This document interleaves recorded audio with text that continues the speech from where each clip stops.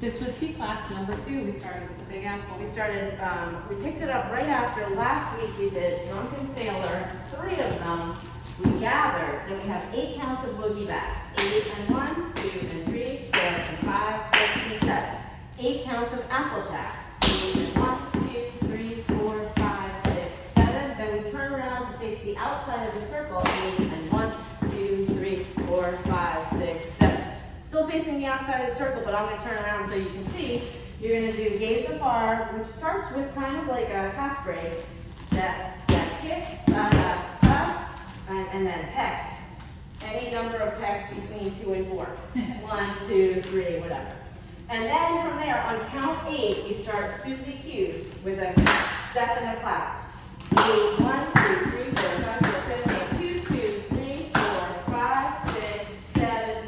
Fall off the log. 8. Rusty Dusty.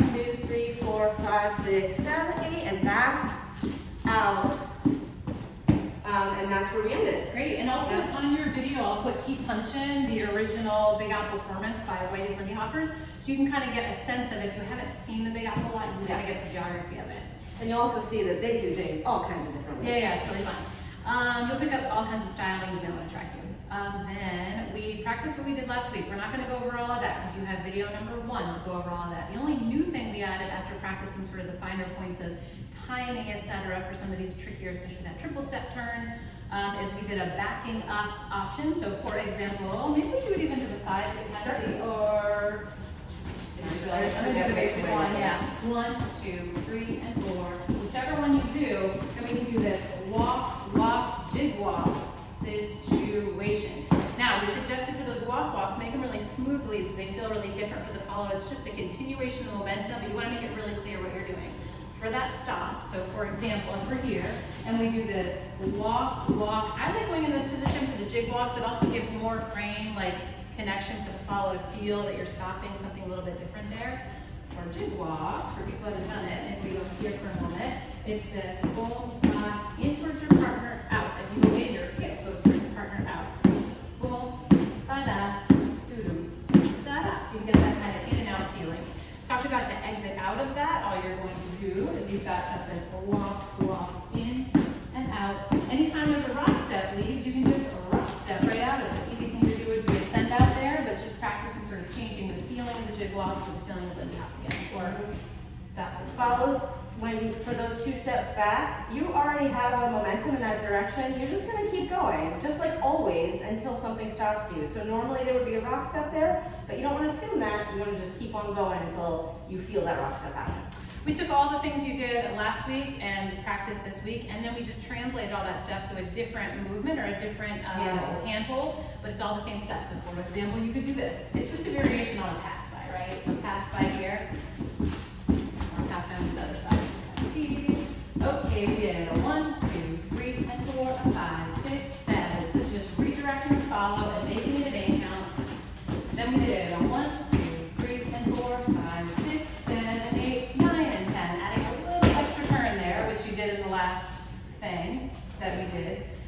All 1, 2, 3, and 4, 5, 6, 7, and 8. Triple step turn, just like we practiced earlier. So it's getting the timing of that. You don't need a ton of momentum to make either of those turns happen. That step turn on the 9-10, you need almost nothing to make the follow turn. They're already going that direction. That turn, you need a little bit of zip, but not too much. If you want to practice triple step turns at home, the one that we practiced today was the one that the follows were mostly doing, which is a rock step on the left, because this happens in the middle of your pattern.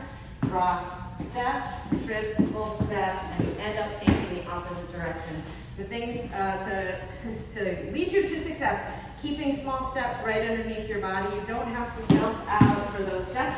You're just going to make small steps. 1, 2, 3, rock, step.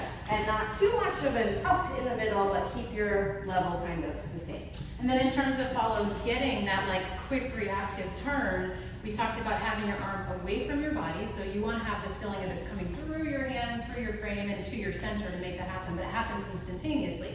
So there can't be that lag. Jen was talking about this idea of kind of a lag or slop in the system. When you feel the lead change their tension, you're going to have no slop in the system, so that when this turns too. Yeah. Slop in the system. What do you use? Slop in the system is like a mechanical term. Yeah. Yeah, okay. And then last thing we did was walking back. So we did like this, a 1, 2, 3, and 4, 5, 6, triple step, or whatever you want to do, but you want to be deliberately, it's about either doing those steps, and when you want to do a triple step, really make it happen with your body so that the follow can feel it. And that's just another way to practice, like we did in the previous move that we started last week, another way to just practice that momentum and flow so that the follow is not always expecting to stop, but they keep that momentum moving. That's what we did. Good job tonight, you guys.